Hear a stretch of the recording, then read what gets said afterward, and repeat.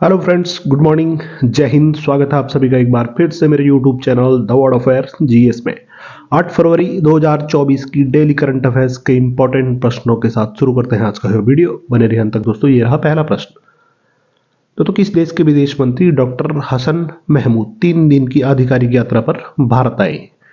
तो डॉक्टर हसन महमूद दोस्तों यह बांग्लादेश के विदेश मंत्री हैं जो हाल ही में 3 दिन की भारत यात्रा पर यह आए हैं। बांग्लादेश में दोस्तों नई सरकार बनने के बाद दोस्तों उनके विदेश मंत्री का यह पहला विदेशी दौरा है। बता दें वह भारत के विदेश मंत्री डॉक्टर एस जयशंकर के निमंत्रण पर यह भारत आए हैं, डॉक्टर हसन महमूद। रिसेंटली दोस्तों भारत 34,000 टन आलू किस देश को निर्यात करेगा? तो वो भी है बांग्लादेश। रिसेंट हाल ही में दोस्तों 78वीं संयुक्त राष्ट्र महासभा के अध्यक्ष जो 5 दिवसीय भारत की यात्रा पर आए थे, तो उनका नाम था दोस्तों डेनिस फ्रांसिस। बांग्लादेश के प्रधानमंत्री शेख हसीना को लगातार कौन से कार्यकाल के लिए फिर से प्रधानमंत्री चुना गया है? तो वो दोस्तों लगातार 5वीं बार वहां पर उनको प्रधानमंत्री चुना गया है। नेक्स्ट प्रश्न नंबर 2। तो हाल ही में यूएई ने किस भारतीय को गोल्डन वीजा प्रदान किया है? तो यूएई द्वारा दोस्तों गोल्डन वीजा तो दोस्तों सुपर 30 के संस्थापक आनंद कुमार को, यानी आनंद कुमार ये फोटोग्राफ्स में, तो इनको ही रिसेंटली यूएई सरकार द्वारा दोस्तों इनको गोल्डन वीजा प्रदान किया गया है। बता दें 2002 में आनंद कुमार जो कि गणित के शिक्षक हैं, इनके द्वारा दोस्तों अपना सुपर 30 प्रोग्राम शुरू किया गया था। 2023 में दोस्तों इनको पद्मश्री से भी सम्मानित किया जा चुका है। बात की जाए अगर गोल्डन वीजा की, तो संयुक्त अरब अमीरात द्वारा दोस्तों जारी किए जाने वाला दोस्तों यह विशेष प्रकार का एक वीजा है जो कि यूएई सरकार द्वारा दोस्तों सीमित संख्या में यह लोगों को प्रदान किया जाता है। इसकी शुरुआत कब की गई थी? तो वर्ष 2019 में दोस्तों गोल्डन वीजा की शुरुआत की गई थी। बता दें अभिनेता शाहरुख खान और संजय दत्त को दोस्तों इससे पहले भारत में यह गोल्डन वीजा दिया जा चुका है जिसकी अवधि 5 से और 10 साल होती है। प्रश्न 3 दोस्तों, किस राज्य सरकार ने मुख्यमंत्री वयोश्री योजना शुरू करने का फैसला लिया है? बात की जाए मुख्यमंत्री वयोश्री योजना, तो यह दोस्तों हाल ही में महाराष्ट्र राज्य सरकार द्वारा। बता दें इस योजना का लाभ दोस्तों 65 वर्ष से अधिक आयु के वरिष्ठ लोगों को मिलेगा। मुख्यमंत्री कौन है वहां पर? तो एकनाथ शिंदे। डिप्टी सीएम कौन है दोस्तों महाराष्ट्र के? तो देवेंद्र फडणवीस और अजीत पवार। गवर्नर तो उनका नाम है रमेश बैस। रिसेंटली ओडिशा में 1 करोड़ आदिवासियों के विकास और सशक्तिकरण के लिए मुख्यमंत्री नवीन पटनायक ने किस योजना को शुरू करने की मंजूरी दी? तो उसका नाम है लाभ योजना। वहीं युवाओं के बीच दोस्तों खेल को बढ़ावा देने के लिए किस राज्य ने क्लैगनार स्पोर्ट किट योजना का शुभारंभ किया? तो यह किया गया तमिलनाडु राज्य में। बताए प्रश्न 4 पर। तो किसने गुवाहाटी उच्च न्यायालय के मुख्य न्यायाधीश के रूप में शपथ ली? तो रिसेंटली गुवाहाटी उच्च न्यायालय के जो मुख्य न्यायाधीश बने हैं उनका नाम है जस्टिस विजय बिश्नोई, यानी जस्टिस विजय बिश्नोई। यह रिसेंटली गुवाहाटी उच्च न्यायालय के मुख्य न्यायाधीश नियुक्त किए गए। रिसेंटली दोस्तों उत्तराखंड हाई कोर्ट की पहली महिला मुख्य न्यायाधीश तो यह बनी है रितु बाहरी। वहीं मनिंद्र मोहन श्रीवास्तव किस हाई कोर्ट के मुख्य न्यायाधीश बने हैं? तो यह राजस्थान हाई कोर्ट के। रिसेंटली कर्नाटक उच्च न्यायालय के मुख्य न्यायाधीश तो उनका नाम है पीएस दिनेश कुमार। पढ़ते हैं नेक्स्ट प्रश्न 5वें पर। तो अहमद अवध बिन मुबारक किस देश के नए प्रधानमंत्री बने हैं? अहमद अवध बिन मुबारक तो यह यमन देश के नए प्रधानमंत्री चुने गए, यानी यमन देश के नए प्रधानमंत्री चुने गए अहमद अवध बिन मुबारक। रिसेंटली अल साल्वाडोर के दूसरे राष्ट्रपति तो वो बने हैं नायब बुकेले। चाड देश के नए प्रधानमंत्री तो सुक्सेस मसरा। ग्वाटेमाला देश के राष्ट्रपति बर्नार्डो एरेब्लो। ताइवान देश के नए राष्ट्रपति तो विलियम लाई बनेंगे। वहीं फ्रांस के दोस्तों नए प्रधानमंत्री तो दोस्तों 34 वर्ष के गैब्रियल अटल फ्रांस देश के होने और सबसे युवा प्रधानमंत्री हाल ही में चुने गए। नेक्स्ट प्रश्न 6। तो किस राज्य सरकार ने फैसला किया है कि किन्नरों के लिए बस यात्रा निःशुल्क होगी? तो किन्नर समाज के लोगों के लिए दोस्तों बस यात्रा किस राज्य में निःशुल्क? तो यह अभी दिल्ली सरकार द्वारा दोस्तों यह फैसला लिया गया है। बता दें दिल्ली में दोस्तों किन्नर समाज के लिए भी बसों में सफर एकदम फ्री होगा। जल्दी दोस्तों कैबिनेट इस प्रस्ताव को पास करके दोस्तों लागू करेगी। रिसेंटली BS3 डीजल और BS4 पेट्रोल के 4 व्हीलर को तत्काल प्रभाव से कहां पर बंद कर दिया गया है? तो यह भी दोस्तों दिल्ली में इनको बंद कर दिया गया है। प्रश्न 7, तो हाल ही में जल प्रदूषण की रोकथाम और नियंत्रण संशोधक विधेयक 2024 यह कहां पारित किया गया? तो दोस्तों यह राज्यसभा में। हाल ही में जल प्रदूषण की रोकथाम और नियंत्रण अधिनियम 1974 में संशोधन करने के उद्देश्य से दोस्तों जलवायु परिवर्तन मंत्री भूपेंद्र यादव द्वारा दोस्तों राज्यसभा में इसको पेश किया गया। कहां पर पेश किया गया? पहले तो यह राज्यसभा में पेश किया गया। रिसेंटली दोस्तों राष्ट्रपति द्वारा किनको राज्यसभा के लिए नामित किया गया है? तो उनका नाम है दोस्तों सतनाम सिंह संधू। प्रश्न 8, तो हाल ही में किस देश की लिंकन यूनिवर्सिटी भारत में अपना कैंपस स्थापित करेगी? तो दोस्तों यह मलेशिया की यूनिवर्सिटी है लिंकन यूनिवर्सिटी। अभी यह दोस्तों अपना भारत में कैंपस स्थापित करेगी। भारत में कहां पर? तो बता दें लखनऊ विश्वविद्यालय में। दोस्तों उच्च अध्ययन के अंतर्राष्ट्रीयकरण की दिशा में एक पहल के रूप में लखनऊ विश्वविद्यालय ने मलेशिया के दोस्तों कुआलालंपुर की लिंकन विश्वविद्यालय के साथ एक समझौता ज्ञापन पर हाल ही में हस्ताक्षर किया है। तो लिंकन विश्वविद्यालय या लिंकन यूनिवर्सिटी जो कि मलेशिया की है, मलेशिया के कुआलालंपुर की यूनिवर्सिटी, तो यह भारत में दोस्तों अपना लखनऊ विश्वविद्यालय में अपना एक कैंपस स्थापित करेगी। रिसेंटली दोस्तों आईआईटी मद्रास ने अपना पहला कैंपस कहां पर? तो भारत से बाहर दोस्तों तंजानिया देश में दोस्तों उन्होंने 2023 में अपना कैंपस स्थापित किया है। अभी दोस्तों दूसरा देश कौन सा है? तो अभी दोस्तों श्रीलंका में आईआईटी मद्रास अपना कैंपस स्थापित करने की योजना बना रहा है। Recently KR. मंगलम विश्वविद्यालय ने the school of legal studies में प्रख्यात न्यायविद और प्रतिष्ठित प्रोफेसर के रूप में किसकी नियुक्ति की घोषणा की? तो भारत के दोस्तों पूर्व चीफ जस्टिस ऑफ इंडिया न्यायमूर्ति यू ललित को दोस्तों वहां पर प्रोफेसर नियुक्त किया गया है। रिसेंटली हरियाणा के किस विश्वविद्यालय को पहली बार नाक द्वारा A++ ग्रेड का दर्जा मिला है? तो वह है दोस्तों कुरुक्षेत्र विश्वविद्यालय।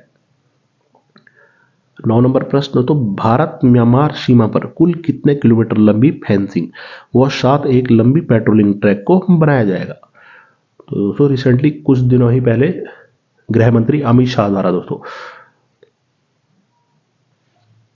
म्यांमार के साथ दोस्तों सीमाओं का किलाबंदी के लिए यानी सीमाओं पर फेंसिंग लगाने के लिए घोषणा की गई थी म्यांमार देश के साथ। तो अभी दोस्तों उनके द्वारा ही 1643 किलोमीटर ऑफिशियल डाटा जारी किया गया। 1643 किलोमीटर लंबा दोस्तों फेंसिंग व पेट्रोलिंग ट्रैक यह भारत म्यांमार सीमा पर हाल ही में बनाया जाएगा, यानी 1643 किलोमीटर का। प्रश्न 10वां, तो एशियाई विकास बैंक यानी एशियन डेवलपमेंट बैंक ने भारत में किसे नए निदेशक के रूप में नियुक्त किया है? तो एडीबी द्वारा दोस्तों भारत में नए निदेशक के रूप में, तो उनका नाम है मियो ओका। यहाँ देख सकते हैं आप मियो ओका, इनको ही एडीबी द्वारा दोस्तों भारत में अपना नया निदेशक के रूप में इनको नियुक्त किया गया है। एडीबी यानी एशियन डेवलपमेंट बैंक, जिसकी स्थापना वर्ष 1966 में हुई। हेडक्वार्टर कहां पर? तो मनीला फिलीपींस में। सदस्य देशों की संख्या कितनी है एडीबी की? तो वो है 68। रिसेंटली दोस्तों एडीबी के एग्जीक्यूटिव डायरेक्टर पद पर कौन भारतीय नियुक्त किए गए हैं? तो उनका नाम है दोस्तों आईएएस अधिकारी विकासशील। बढ़ते हैं 11वें प्रश्न पर। तो भारत के सबसे बड़े थिएटर फेस्टिवल भारत रंग महोत्सव का शुभारंभ कहां हुआ है? तो सबसे बड़े थिएटर फेस्टिवल भारत रंग महोत्सव तो गुजरात के दोस्तों कच्छ जिले में भारत रंग महोत्सव का 25वां संस्करण है गुजरात के कच्छ में दोस्तों 1 से और 21 फरवरी 2024 तक आयोजित किया जाएगा। दायरे international theatre festival of India Gujarat के हो कच्छ में। रिसेंटली उल्लास मेले का उद्घाटन तो दोस्तों यह राष्ट्रीय बाल भवन नई दिल्ली में। 37वां सूरजकुंड शिल्प मेला तो यह फरीदाबाद हरियाणा में आयोजित किया जाएगा।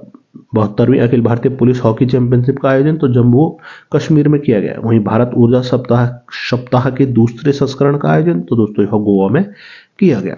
प्रश्न नंबर 12, दोस्तों किस राज्य सरकार ने 800 मेगावाट की Deenbandhu Chhotu Ram thermal power plant के निर्माण को मंजूरी दी है? तो अगर बात की जाए Deenbandhu Chhotu Ram thermal power plant के निर्माण को मंजूरी, तो यह रिसेंटली हरियाणा राज्य सरकार द्वारा दी गई। दोस्तों कहां पर निर्मित होगा? तो हरियाणा के यमुनानगर में। कैपेसिटी की बात की जाए तो 800 मेगावाट, यानी 800 मेगावाट के Deenbandhu Chhotu Ram thermal power plant के निर्माण को मंजूरी, तो हरियाणा के दोस्तों यमुनानगर में स्थापित किया जाएगा। इस पावर प्लांट का निर्माण दोस्तों 6,900 करोड़ की लागत से BHEL द्वारा दोस्तों यह किया जाएगा। प्रश्न 13 दोस्तों, दिव्यांगजन सशक्तिकरण विभाग यानी DEPWD की एक पहल दिव्य कला मेला का 6 फरवरी 2024 को कहां उद्घाटन किया गया?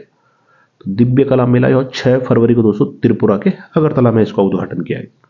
बात की जाए दिव्यांगजन सशक्तिकरण विभाग यानी DEPWD, department of empowerment of person with disabilities, तो इस कार्यक्रम का उद्देश्य दोस्तों देश भर के दिव्यांग कारीगरों और उद्यमियों को उनकी प्रतिभा और उनके कौशल का जश्न मनाना ही इस कार्यक्रम का उद्देश्य है, यानी दिव्य कला मेला। तो 6 फरवरी 2024 को हाल ही में त्रिपुरा के अगरतला में इसका शुभारंभ या उद्घाटन किया गया। प्रश्न 14 तो किससे फीफा फुटबॉल विश्व कप के लिए क्वालिफायर मैच कराने का अवसर मिला है? यह मैच दोस्तों कुवैत और भारत के बीच 6 जून 2026 को होगा। तो रिसेंटली तेलंगाना फुटबॉल एसोसिएशन यानी तेलंगाना फुटबॉल एसोसिएशन को ही फीफा द्वारा दोस्तों फीफा का क्वालिफायर मैच जो कि 6 जून 2026 को भारत और कुवैत के बीच खेला जाएगा, इसको दोस्तों ऑर्गेनाइज कराने का दोस्तों वहां पर उनको बेड़ा दिया गया है। बता दें तेलंगाना फुटबॉल एसोसिएशन के ने हैदराबाद में, कहां पर यह मैच होगा तो ध्यान रहे हैदराबाद। तो तेलंगाना फुटबॉल एसोसिएशन दोस्तों हैदराबाद में फीफा विश्व कप क्वालिफायर की मेजबानी करेगा, जो कि भारत और कुवैत के बीच 6 जून 2026 को यह खेला जाएगा। तेलंगाना फुटबॉल एसोसिएशन के दोस्तों जो सचिव हैं GP पालगुना, उनके द्वारा दोस्तों इस खबर की हाल ही में पुष्टि की गई।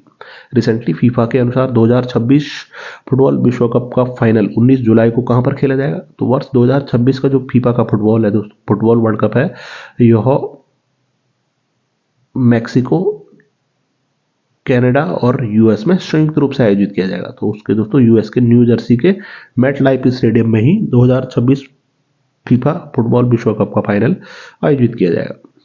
प्रश्न नंबर 15 तो भारतीय साधारण पासपोर्ट धारक हर 6 महीने में 15 दिनों तक बिना वीजा के किस देश में यात्रा कर सकते हैं? तो रिसेंटली दोस्तों ईरान द्वारा दोस्तों बिना वीजा के भी वहां पर आप यात्रा कर सकते हैं। उद्देश्य वीजा छूट केवल दोस्तों किस तो पर्यटन उद्देश्यों के लिए लागू है, यानी अन्य कारणों के लिए नहीं। अगर आप पर्यटन उद्देश्यों से ईरान में दोस्तों आप साधारण पासपोर्ट धारक भी वहां पर बिना वीजा के 15 दिनों तक दोस्तों वहां पर यात्रा आप कर सकते हैं। प्रश्न नंबर 16 दोस्तों, केंद्रीय विज्ञान और प्रौद्योगिकी राज्य मंत्री डॉक्टर जितेंद्र सिंह ने NSD 2024 यानी नेशनल साइंस डे 2024 की थीम का अनावरण किया। तो वो थीम क्या है? तो थीम है दोस्तों विकसित भारत के लिए स्वदेशी तकनीक, यानी विकसित भारत के लिए स्वदेशी तकनीक। यह नेशनल साइंस डे 2024 की थीम है, जिसका कि दोस्तों हाल ही में ही अनावरण केंद्रीय विज्ञान और प्रौद्योगिकी राज्य मंत्री डॉक्टर जितेंद्र सिंह द्वारा किया गया। कब नेशनल साइंस डे? तो यह दोस्तों 28 फरवरी को मनाया जाएगा। उसकी थीम का हाल ही में अनावरण किया गया। क्या है थीम? तो इंडिजीनियस टेक्नोलॉजीज फॉर विकसित भारत, विकसित भारत के लिए स्वदेशी तकनीकी। बढ़ते 17वें प्रश्न पर तो पर्यटन को बढ़ावा देने के लिए तथा भक्तों को भगवान राम की गाथा से जुड़े प्रतिष्ठित स्थलों से जोड़ने में IRCTC ने कौन सी महत्वपूर्ण ट्रेन शुरू की है? तो उसका नाम है दोस्तों रामायण सर्किट, यानी रामायण सर्किट नाम से ही हाल ही में IRCTC द्वारा दोस्तों एक महत्वपूर्ण कदम उठाते हुए एक ट्रेन को शुरू किया गया, जिसका उद्देश्य क्या है? तो भगवान राम की गाथा से जुड़े दोस्तों प्रतिष्ठित स्थलों को जोड़ना। दादा राम मंदिर उद्घाटन के बाद ही IRCTC द्वारा दोस्तों इस कार्यक्रम को पेश करने की घोषणा की गई है, जिसका उद्घाटन दोस्तों 4 फरवरी को यह शुरू किया गया। यह और तीर्थ यात्रा दोस्तों भक्तों को भगवान राम की गाथा से जुड़े प्रतिष्ठित जगहों को दोस्तों आपस में जोड़ेगी। नाम रामायण सर्किट। रिसेंटली कौन सी राज्य सरकार राज्य पर्यटन क्षेत्र को विकसित करने के लिए दोस्तों आगामी राज्य विधानसभा सत्र में एक नया पर्यटन अधिनियम लाएगी? तो वह दोस्तों नॉर्थ ईस्ट का राज्य असम राज्य। नेक्स्ट प्रश्न 18वां दोस्तों, पहली बिम्सटेक एक्वेटिक्स चैंपियनशिप 2024 कहां शुरू हुई है? तो पहली बार बिम्सटेक एक्वेटिक्स चैंपियनशिप 2024 तो दोस्तों यह नई दिल्ली में आयोजित की गई। 6 से और 9 फरवरी 2024 तक दोस्तों दिल्ली के doctor Shyama Prasad Mukherjee swimming pool complex में दोस्तों यह बिम्सटेक एक्वेटिक्स चैंपियनशिप 2024 यह आयोजित की जाएगी, जिसका शुभारंभ वहां पर दोस्तों भारत के ही खेल मंत्री केंद्रीय खेल मंत्री अनुराग ठाकुर द्वारा वहां पर किया गया। बिम्स्टेक की अगर बात की जाए तो Bay of Bengal initiative for multi sectoral technical and economic cooperation इसका नाम है। हेडक्वार्टर कहां पर इसका, तो ढाका बांग्लादेश में। रिसेंटली बिम्स्टेक के महासचिव कौन नियुक्त हुए हैं, तो भारतीय हैं दोस्तों इंद्रमणि पांडे। भारत के अलावा दोस्तों बिम्स्टेक में कौन, तो श्रीलंका, बांग्लादेश, म्यांमार, थाईलैंड, नेपाल, भूटान इसमें शामिल है। प्रश्न नंबर 19 दोस्तों, Indian institute of corporate affairs ने कहा the great Indian board reboot road show 2024 के उद्घाटन समारोह की मेजबानी की, तो यह दोस्तों मुंबई में आयोजित किया गया। ध्यान है, मुंबई महाराष्ट्र में ही the great Indian board reboot road show 2024 का उद्घाटन समारोह और किया गया। उसकी मेजबानी किसने, किसके द्वारा, तो Indian institute of corporate affairs. Next प्रश्न नंबर 20 दोस्तों, आज का यह अंतिम प्रश्न, उत्तर प्रदेश सरकार राज्य में इलेक्ट्रिक वाहन यानी ईवी के निर्माण और उपयोग को बढ़ावा देने के लिए एक महत्वपूर्ण कदम में कौन सा पोर्टल लॉन्च करेगी, तो उस पोर्टल का नाम है दोस्तों ईवी उपयोग यूपीईवी subsidy.in उस पोर्टल का नाम है। तो किस राज्य सरकार द्वारा, तो दोस्तों यह उत्तर प्रदेश राज्य सरकार द्वारा यह लॉन्च किया जाएगा। 8 फरवरी 2024 की करंट अफेयर्स के दोस्तों यह इंपॉर्टेंट प्रश्न थे। पिछले वीडियो में आपसे जो प्रश्न पूछा गया था कि कहां देश का पहले तांबे का आवरण वाला राष्ट्रपिता महात्मा गांधी को समर्पित बापू टावर बनाया गया है, तो दोस्तों यह बिहार के पटना में, यानी बिहार के पटना में ही महात्मा गांधी को समर्पित बापू टावर यह बनाया गया है। आपके लिए पिछली वीडियो से ये रहा प्रश्न। तो आपको बताना है दोस्तों कि किस मशहूर भारतीय गायक और संगीतकार को ग्रैमी अवार्ड से सम्मानित किया गया है, तो आपके सामने जो ऑप्शन है दोस्तों अरिजीत सिंह, कुमार सानू, श्रेया घोषाल या शंकर महादेवन। तो इस प्रश्न का दोस्तों उत्तर आप कमेंट सेक्शन में जरूर लिखकर बताएं। इस वीडियो की दोस्तों पीडीएफ आप मेरे Telegram channel current affair by the world affair जैसे भी डाउनलोड कर सकते हैं। उम्मीद करते हैं दोस्तों आपको ये वीडियो पसंद आएगा। बहुत जल्दी मिलते हैं अगले वीडियो के साथ, तब तक के लिए बाय बाय, टेक केयर, जय हिंद।